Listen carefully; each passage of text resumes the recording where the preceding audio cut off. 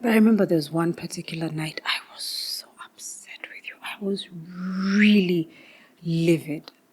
I don't even remember what I was angry about, but I remember the emotion of it. And in the middle of the night, I couldn't sleep. I just really couldn't sleep. So I decided to get out of bed. And I go to the guest room, and I had really gone to wail. It's one of the ways that I would deal with the anger and the pressure and the stress and everything in between. I'd gone to wail and to complain and to say, Lord, this man is driving me crazy. He's really driving me insane.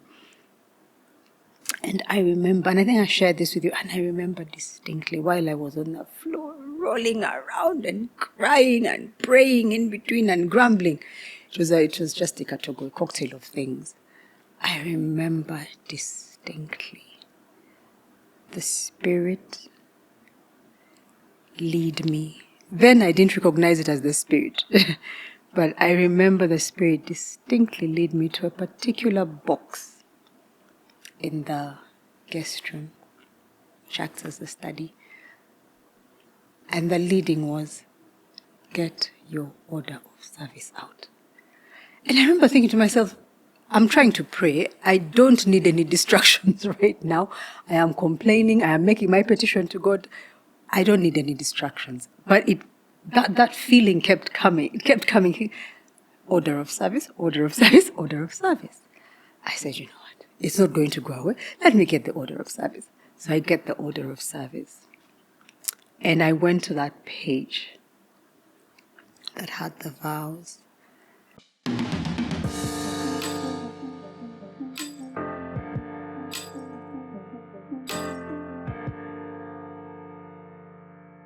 This episode is sponsored by Bride and Groom Expo. The Bride and Groom Expo is taking place this month, June, from the 28th to the 30th at the UMA Multipurpose Hall from 8 a.m. to 8 p.m.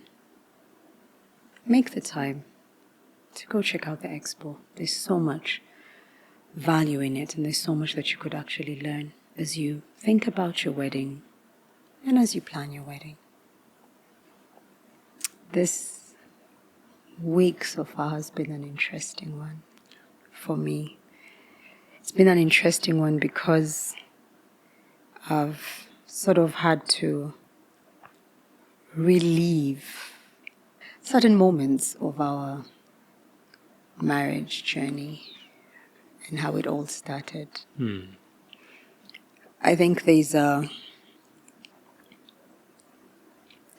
place where you get so caught up in walking that journey of marriage, and your focus is on the things that have gone wrong, and also the things that have gone right. I can't be speaking Luganda.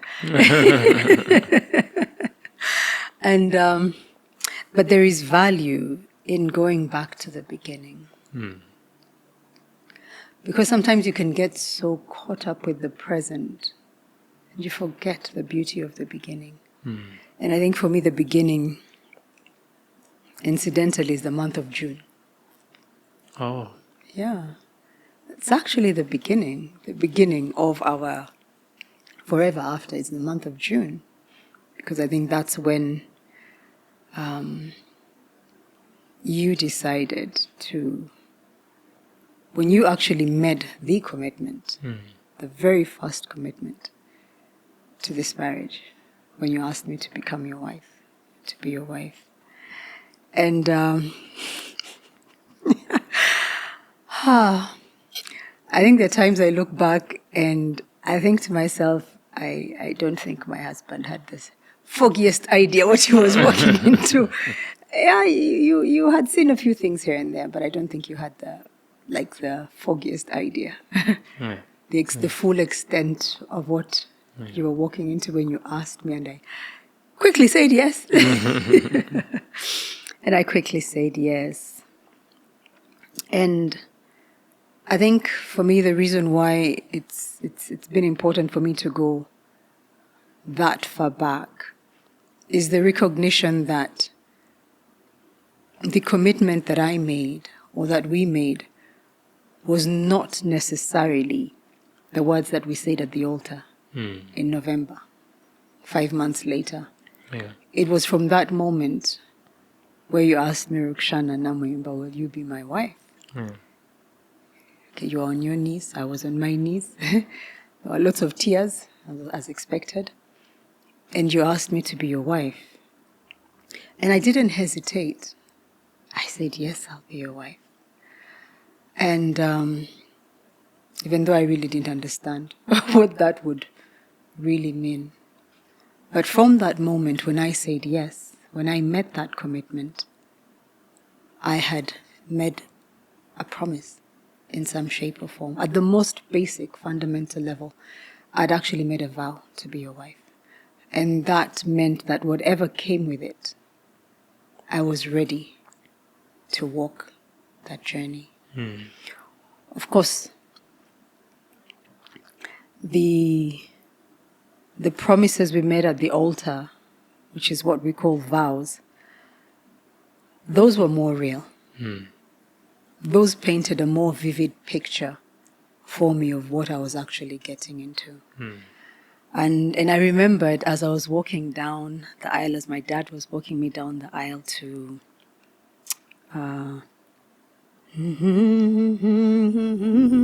yes, that song, Broken, Hallelujah, Hallelujah, yeah.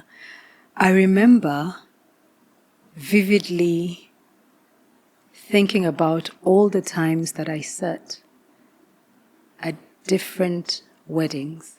I used to love going for weddings, mostly the church services, not so much the receptions, because really I just didn't like being around people.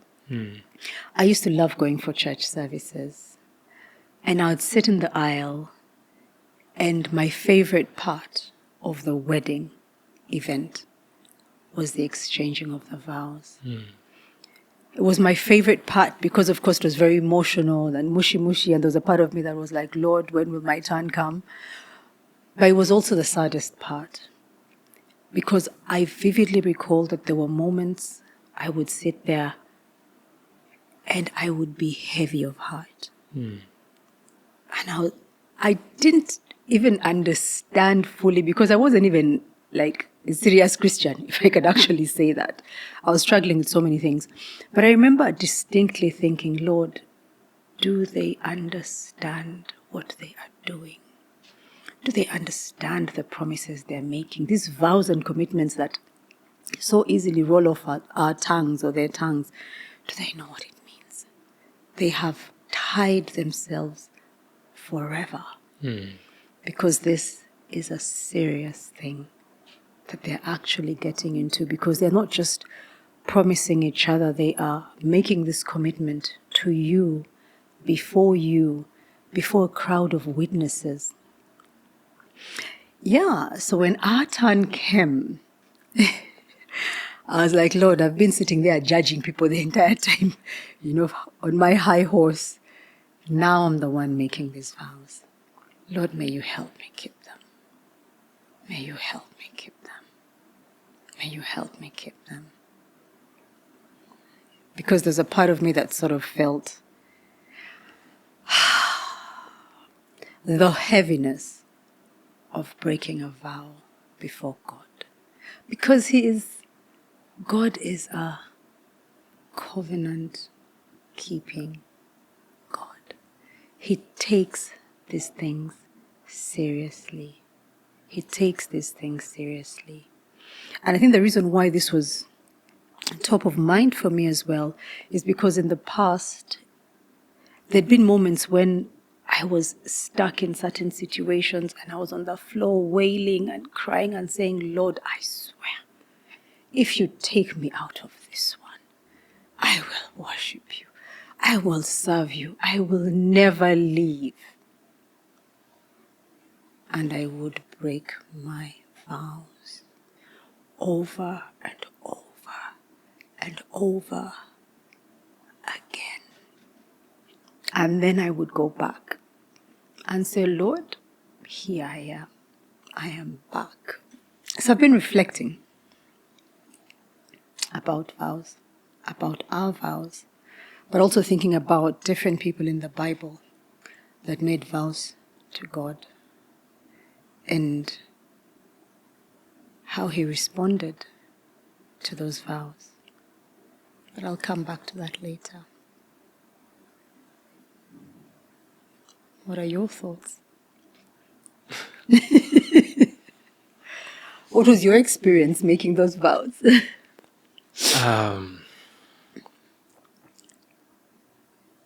What was my experience?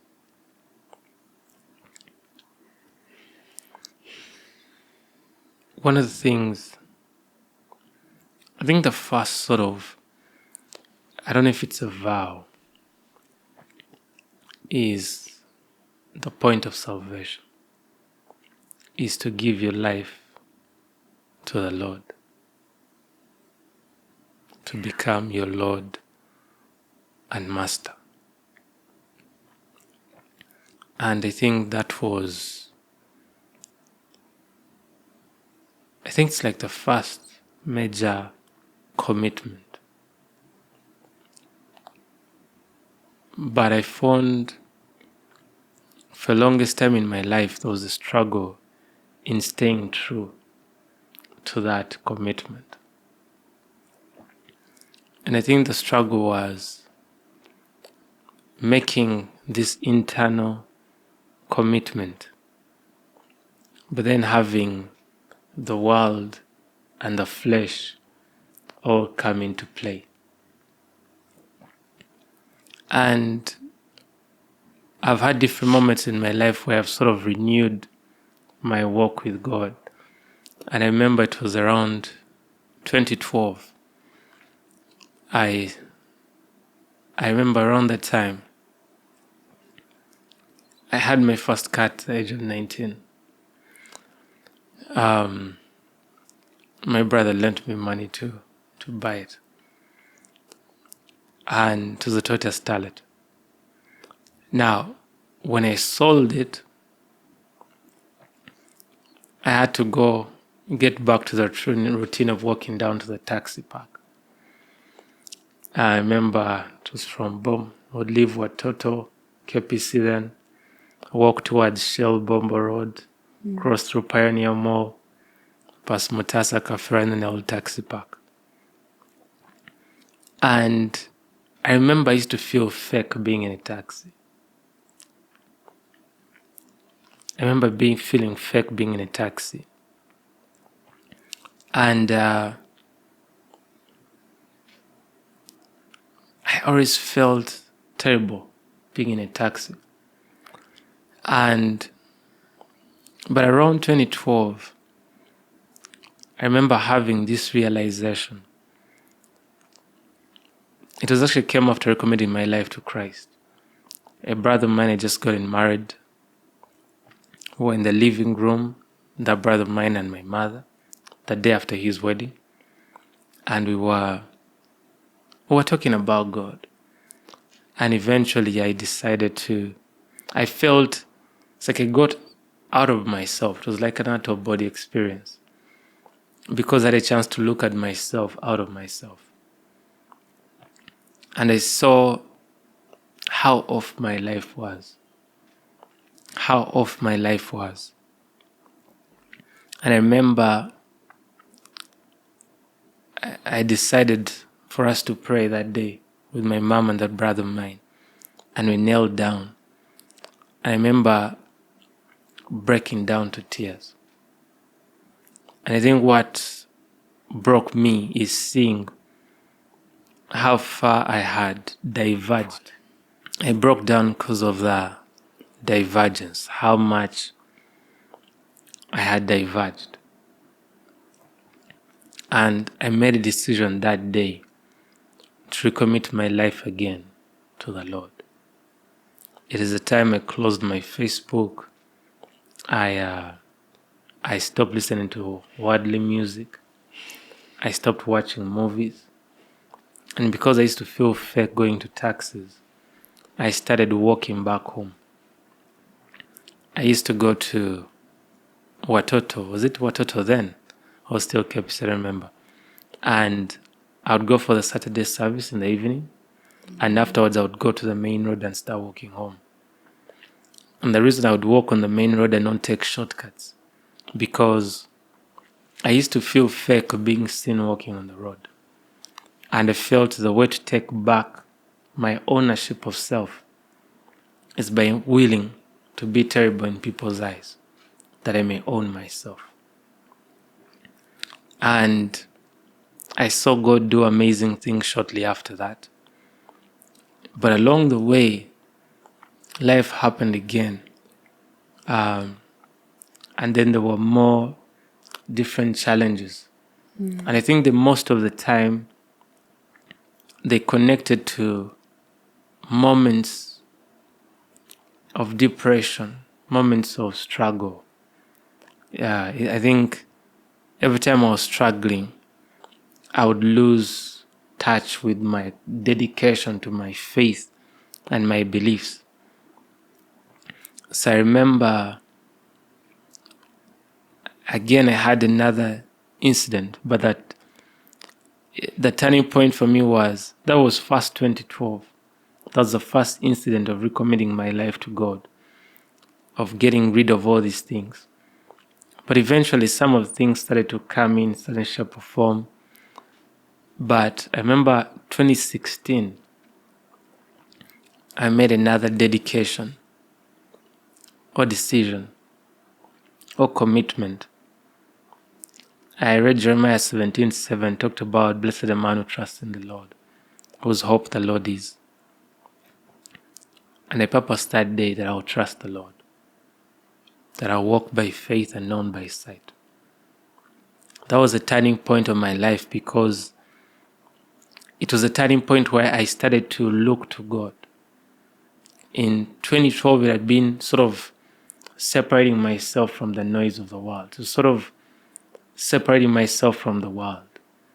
But 2016 was the journey of the beginning sort of my faith walk with God.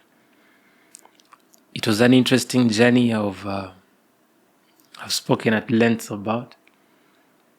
And the top of it was in 2016, but 2018 was the turning point where I'd been in a house with rental areas of about 6 months, and I'm there on my bed waiting on God.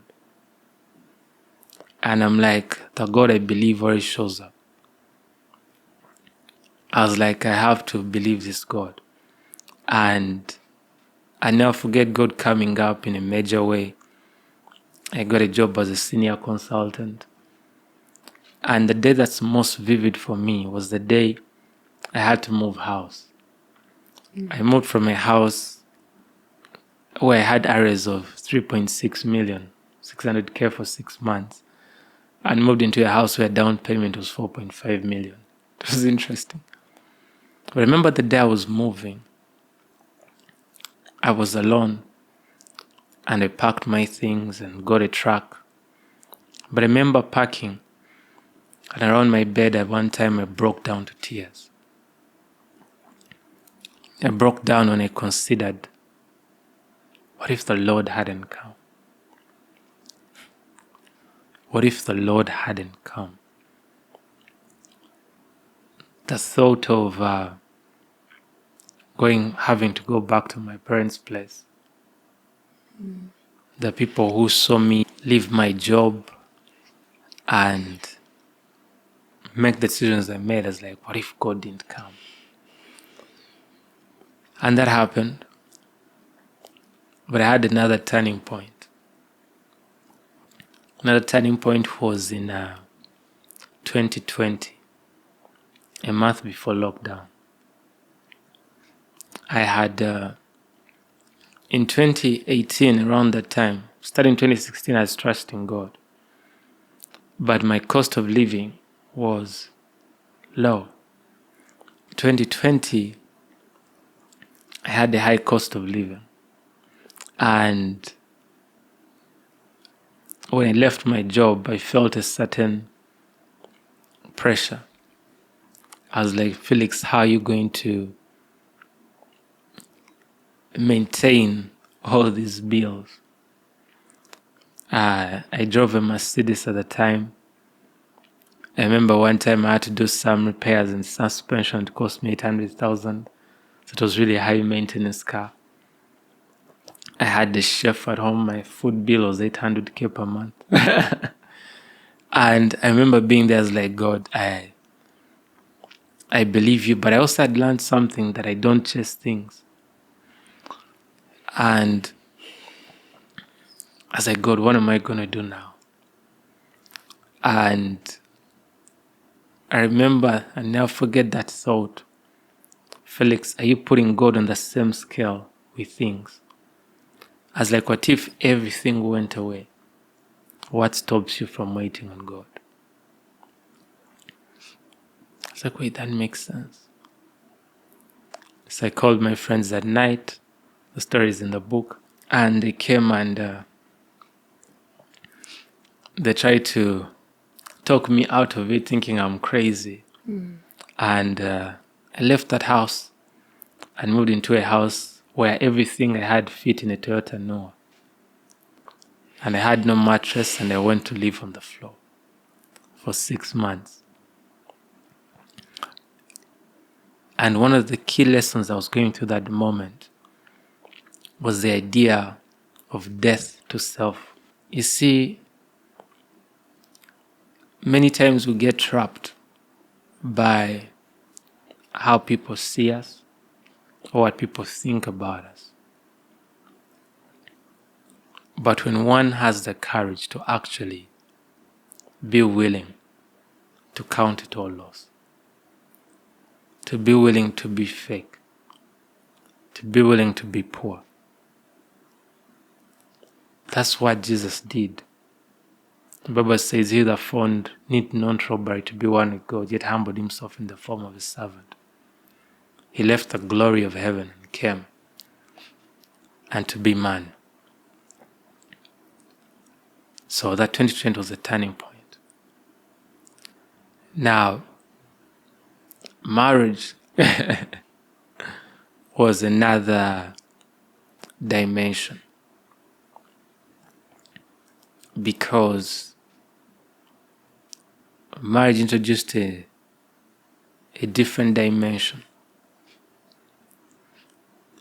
Before, I could be away from the world and separate myself. But now I had someone I shared a bed with. And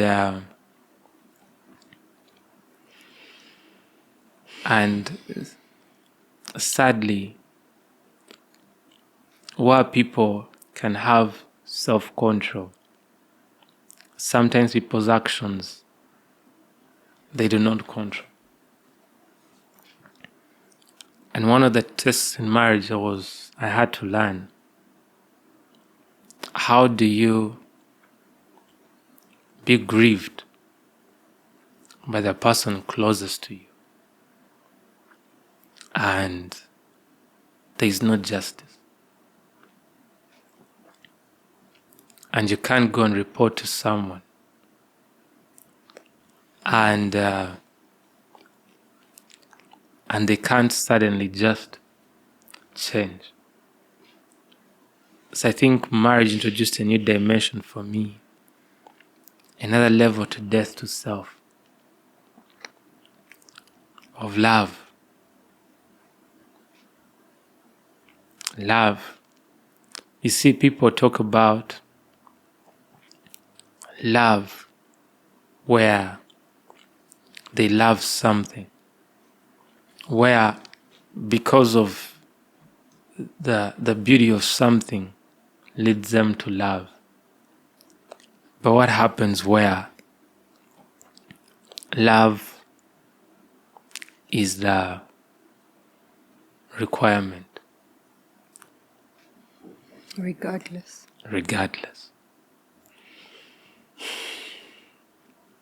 What happens when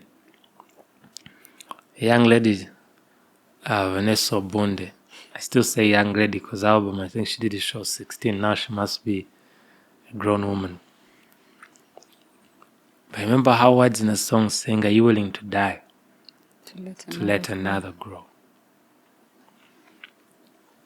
Love's middle name is sacrifice. Yes. So it was interesting. Prior to my life, I was dying to self. What about when you die for another? And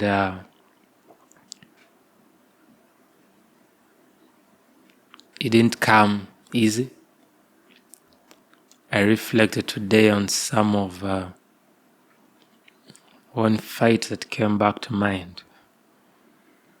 I had made a decision that every time we fight, I don't walk out of the room.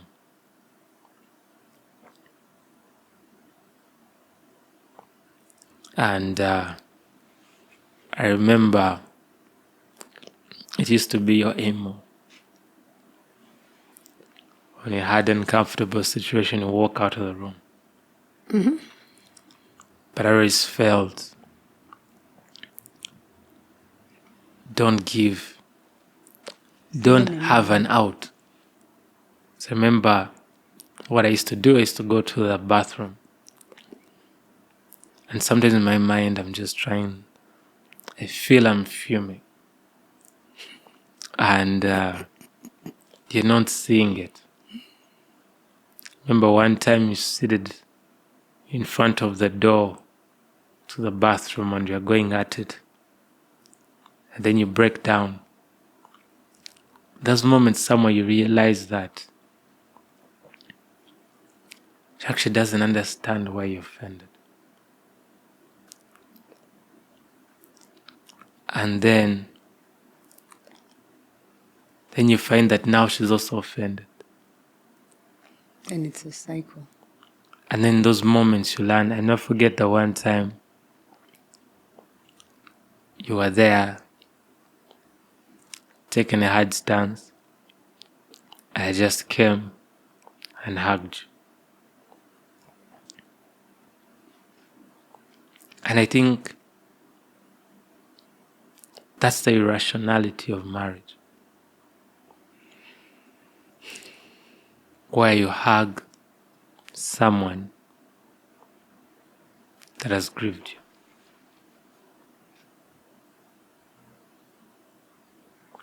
And I think that is the essence of the vow. I think pre-marriage, what we love about people maybe draws us to them, or draws them to us, whichever is right. But when you're in marriage, now you meet the people more intimately. And then you discover things you may not love about them. It's true. And then the decision to love.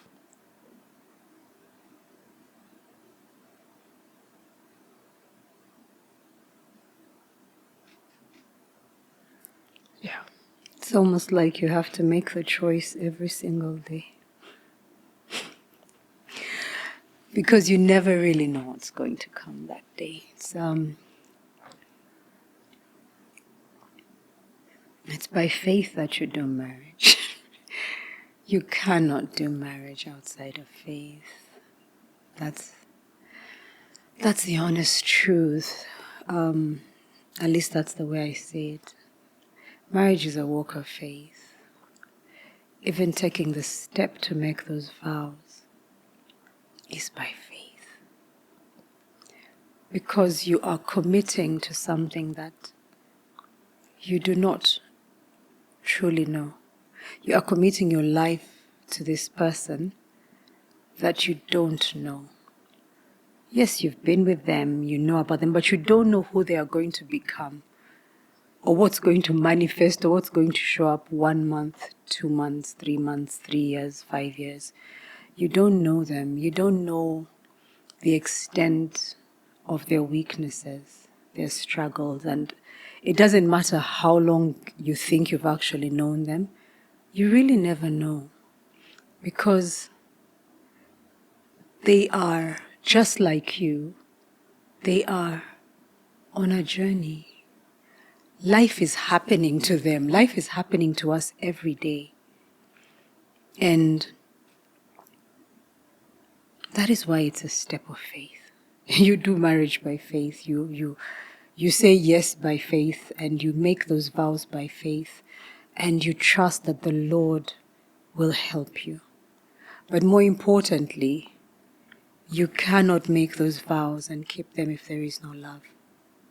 And that love is not love as we have come to know it and describe it and understand it carnally in the flesh. It's not about how I felt when I walked down the aisle and I saw you there looking all so prim and proper.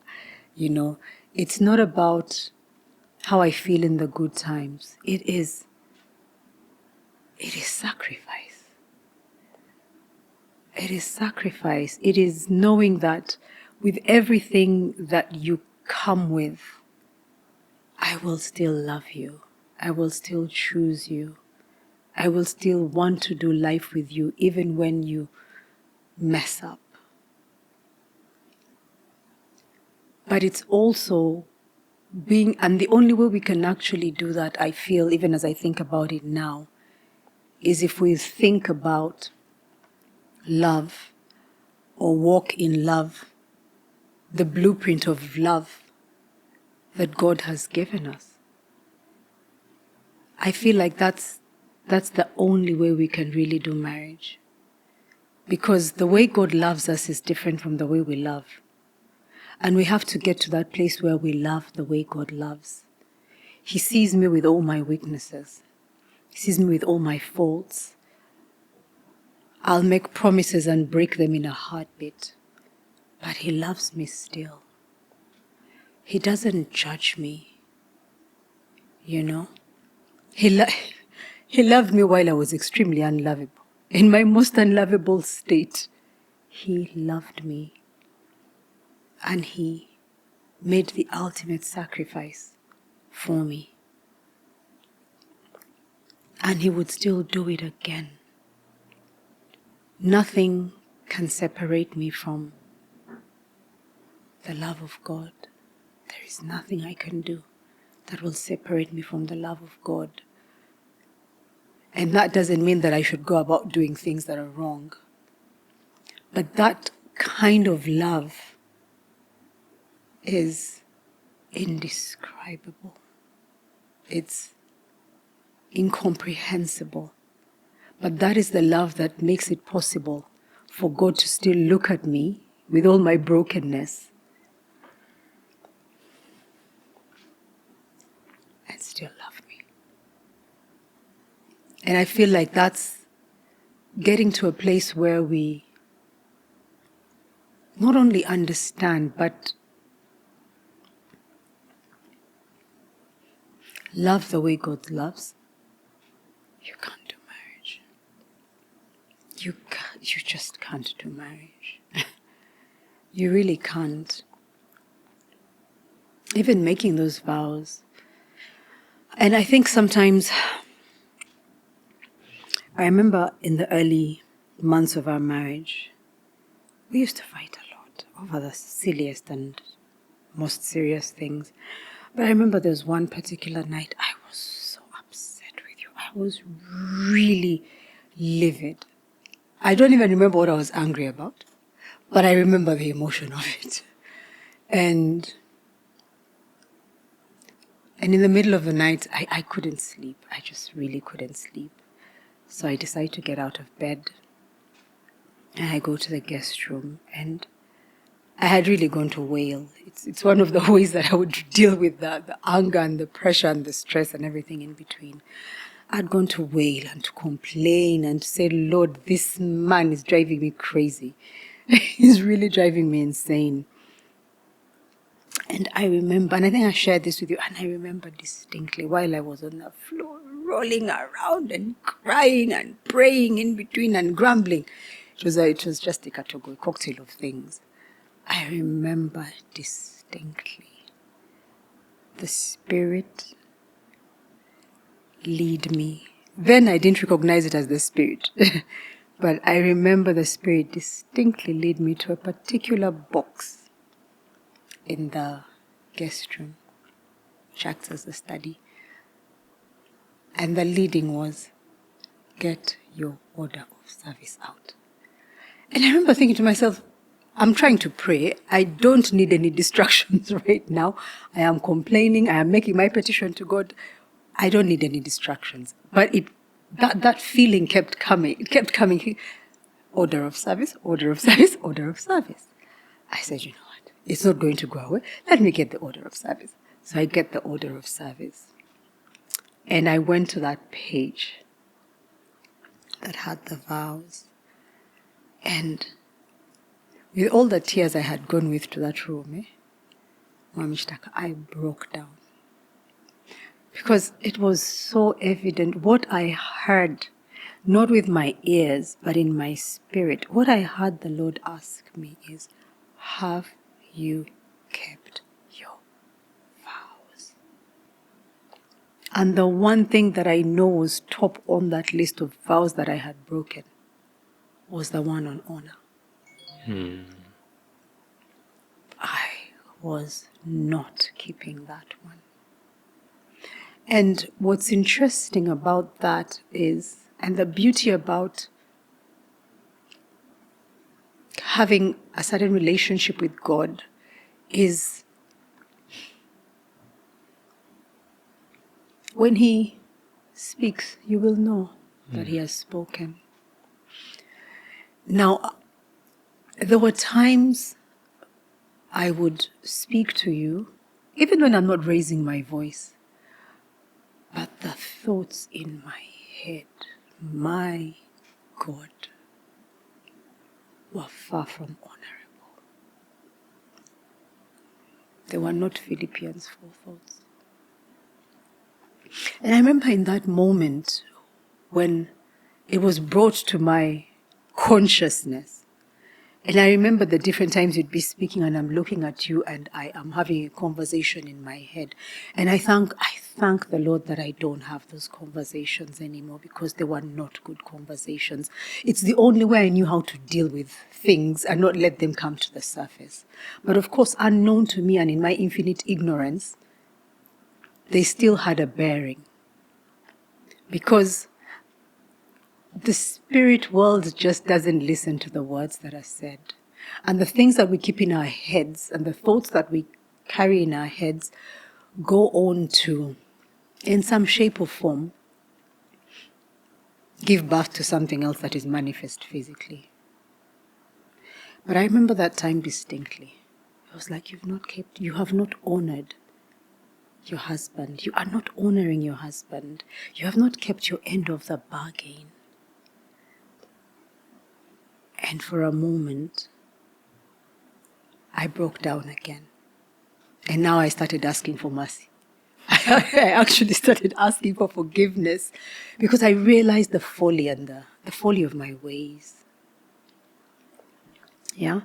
And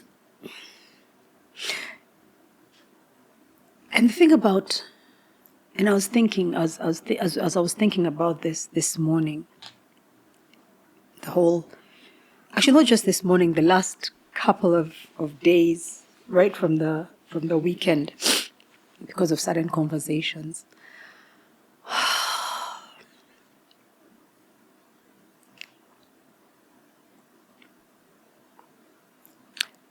God takes vows seriously.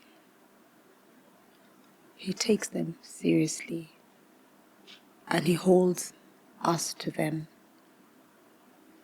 It's just so sad that, and now I'm speaking about vows generally, even before we talk about the marriage vows. It's just so sad that we're very quick to make vows. And we forget that He will hold us to them.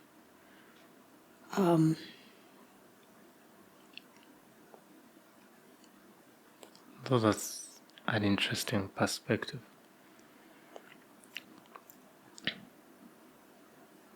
You do the vows for God? You don't do the vows for God. But the marriage vows, in my considered opinion, I make the vow to you, right? But I'm making that vow before God. And my understanding of the union of marriage, or the marriage union, is it's not just about the two of us. God is part of that mix. The reason I ask is I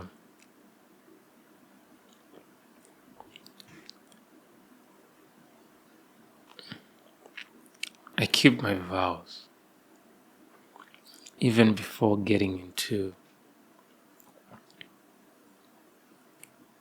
spiritual. Is who am I? My integrity as a man.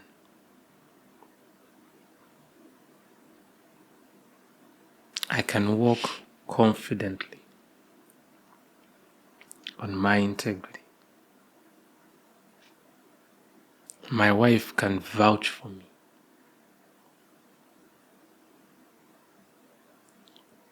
It's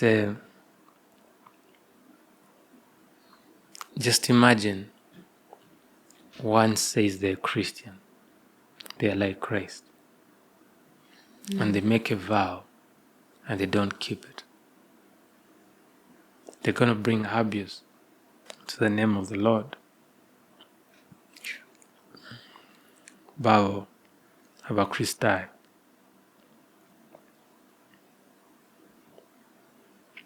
So there's something I learned in my life is to understand most of spiritual things are good for us inherently. When you walk in sin,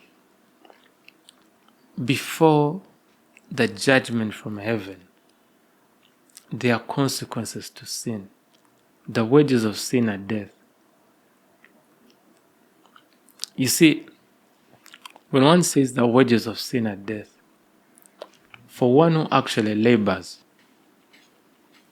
and does the work, they are supposed to be paid their wage. So sin has its wages. When you labor in sin, there are wages paid to you. If Felix Chitaka was caught up in infidelity, that is going to bring a wage that is unpleasant to me. You see? In like manner, when you do good also returns certain wages to you of goodness. If I did not keep my vows in marriage, I wouldn't be doing this podcast. I wouldn't be able to bless certain people I've blessed.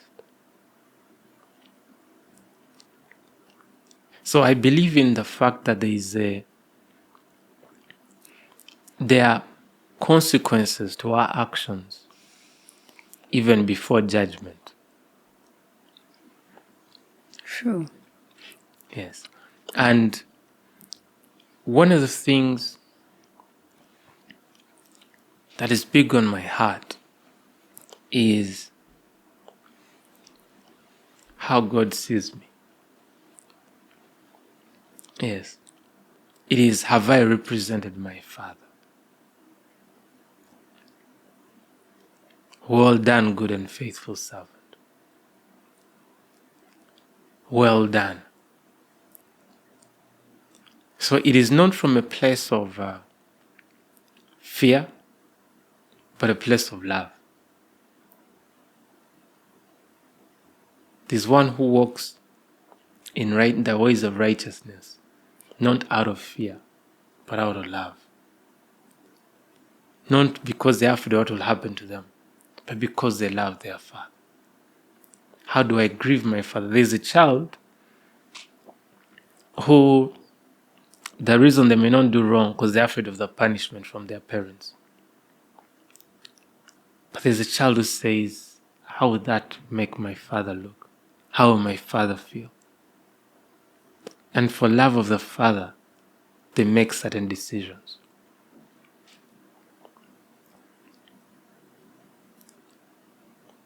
My life is not my own. To you I belong.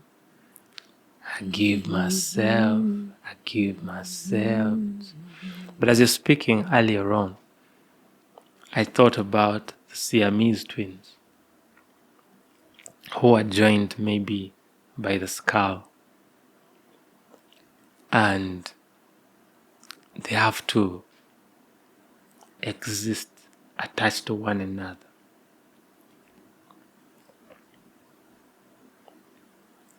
How do you, when I read such stories,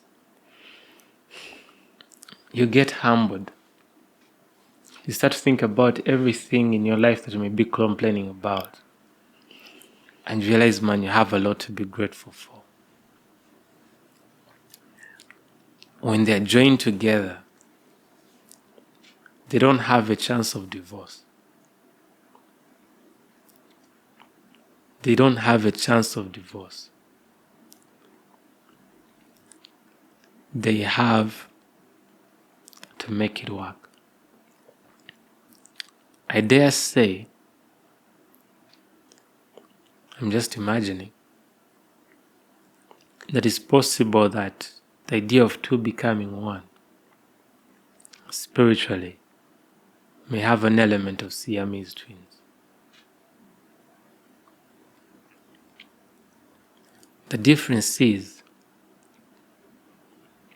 physically you're not joined. You can walk. But you're joined by faith.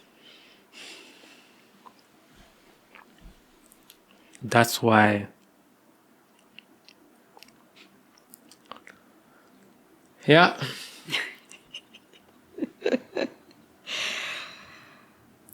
That's why you run the risk, if they attempt, in some cases, depending on where they've been conjoined, to be separated, the risk is quite high that they might die. Either one might die or both might die. That risk is always there. Thank you. So they actually learn how to do life together, And difficult as it may be. And I think that's the interesting part. I was curious, when you went before God and you're mad in the room, what were you going to tell God? I was just going to grumble. To what end? Many times in that state when I'm not very rational, but I'm sure you know that. I think I was just feeling so many things, and I'm like, Lord, what is I didn't sign up for this. This is not what I signed up for. Man is driving me crazy. Yeah. A lot of it was irrational, quite frankly. But I God remember loves his children. most of the times when we'd have struggles, I love understanding. I love to understand.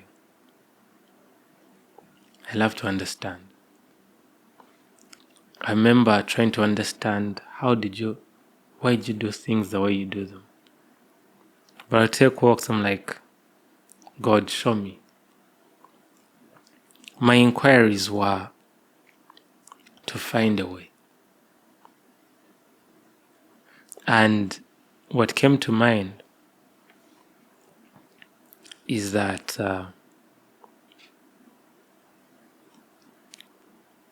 I've noticed a pattern in my life.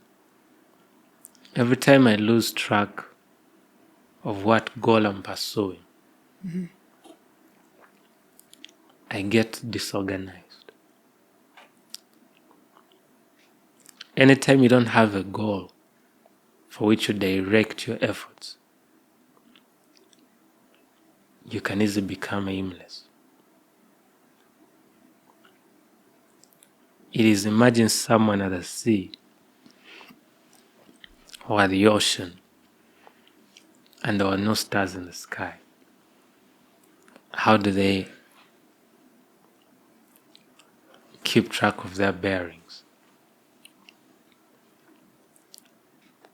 And I think the worst thing that can happen is someone to get married and they don't have a sense of a purpose for why they're married. Now, one of the good things I had when I got married, I had a sense of why I was marrying you in relation to the kingdom of God.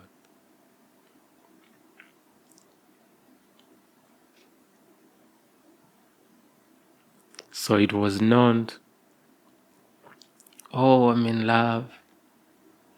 You are not in love. I'm being funny. It was intentional. I knew what it was about. And that's why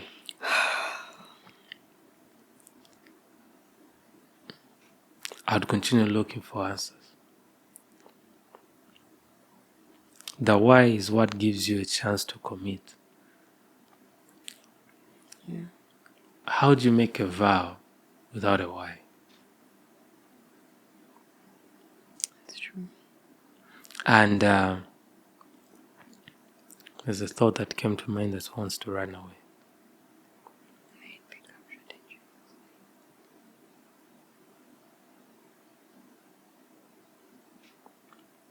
Oh Lord, may it come back.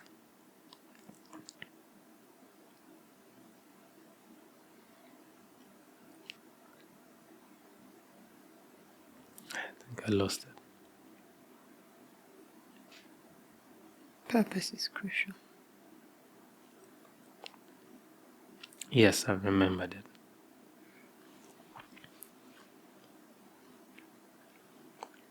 I think that's why it's very important. Marriage is too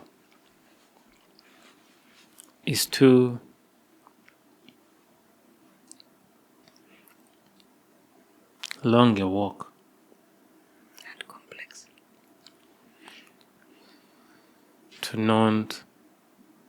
to simply gamble it. And I think it's important for someone to get God's input into their marriage From the get-go. from the get-go. To inquire of the Lord about this person. There are not many decisions in our lives that affect us deeply than marriage. And when you have that confirmation from God, I think it's when even the heavens align to your marriage, I feel even if there are struggles, you know, at least you're not swimming against the tide. Yeah. So you can make a vow, but it's safe to make a vow that is tied to a kingdom purpose. And only God can reveal that to you. It's interesting that you say that, because when you look at some of the people that made vows in the Bible, starting with Jacob in Genesis, he made his vow. I mean, God appeared to him, I think it was in a dream or something like that, and he had given him an instruction to go to Bethel or something like that. And God had assured him that I will provide for you, I will be with you, I will bring you back to your father's land, and all those things. And then Jacob actually made a vow as he was setting off to leave for Bethel. And he made a vow saying to God that I'm going to trust you, to provide me with food, to provide me with this, to provide me with that, and to bring me back. And I remember that because you talked about purpose and also knowing that God is in a thing. And because God had actually given him that instruction in a dream, and he committed and said, I'm actually going to do this, and he trusted God to walk with him on that journey. I can't imagine that it was an easy journey. But he vowed and he said, Lord, if you actually do this, if you protect me, if you provide for me, if you blah, blah, blah, blah, blah, I will actually come back. And he did. Because he knew he wasn't alone.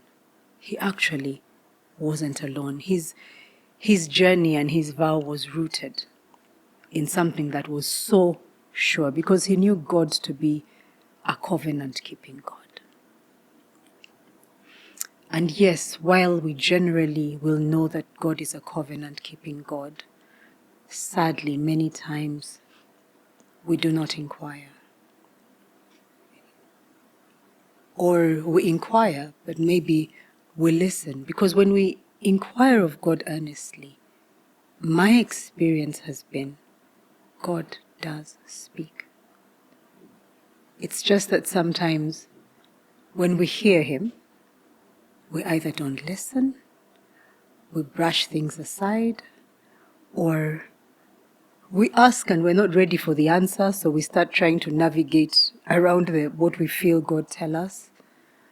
And I think there's a bit of wisdom in thinking,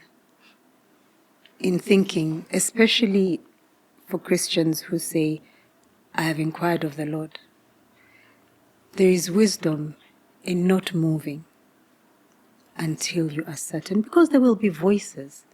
And truthfully, many times, some voices come and they sound like God, and it's not God.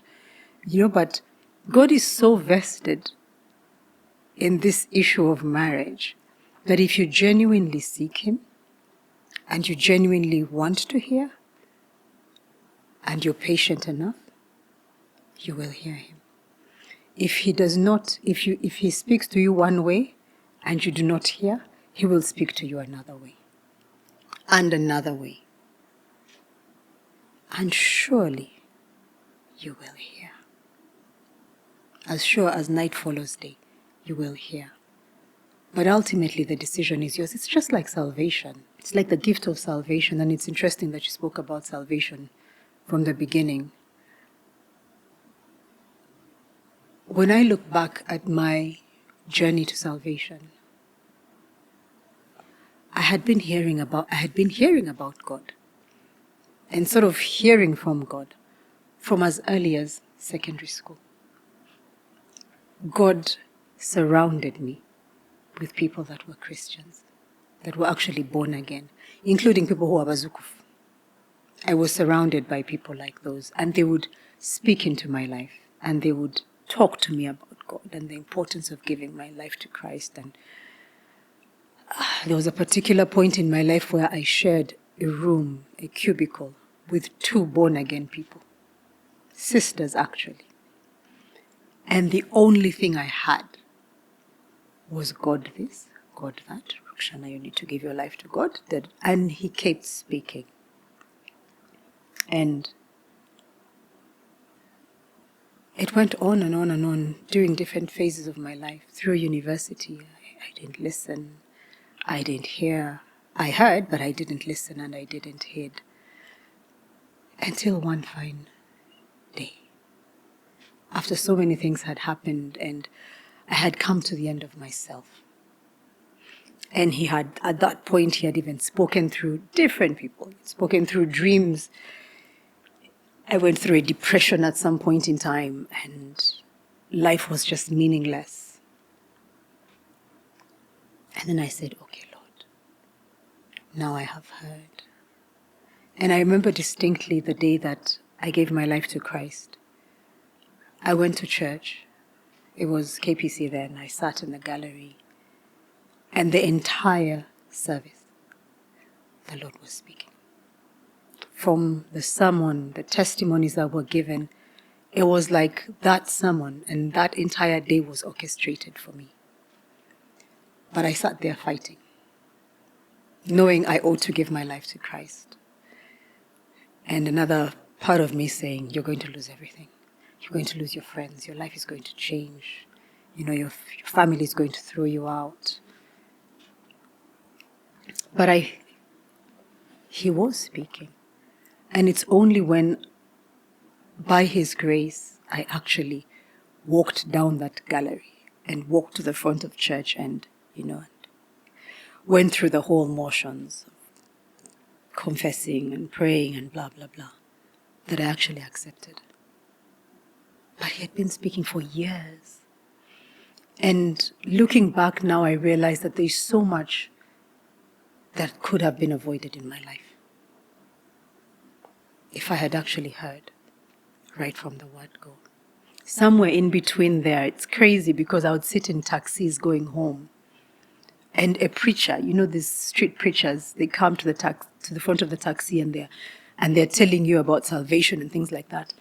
And everyone else in the taxi is really saying nasty things about them. But in my heart, I knew he was actually speaking to me.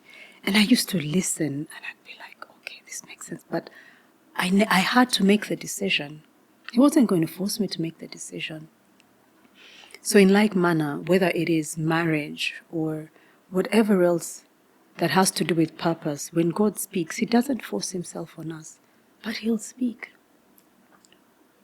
Well, sometimes he'll stop. I just thank God he didn't stop speaking for me as far as salvation was concerned, because I don't know where it'd be. But yes, he does speak. When we inquire of the Lord, seek and you shall find, knock and the door shall be opened unto you. He does answer. And I think what I found interesting is that you mentioned you had come to the end of yourself.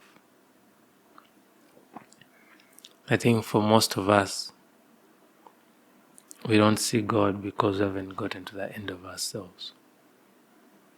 Maybe we don't even have to get there.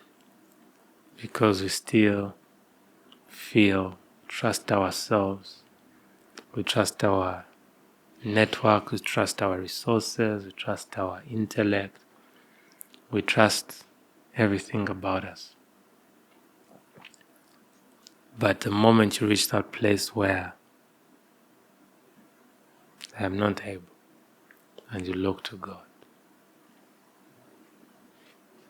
So many people may enter marriages on their own self. People do jobs on their own self. They even decide to get out of marriages by their self. But when you make it a habit to always inquire of the Lord, you can redeem time.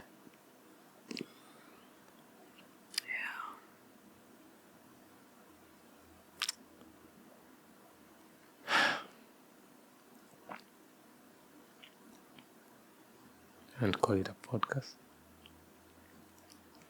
I think so. Thank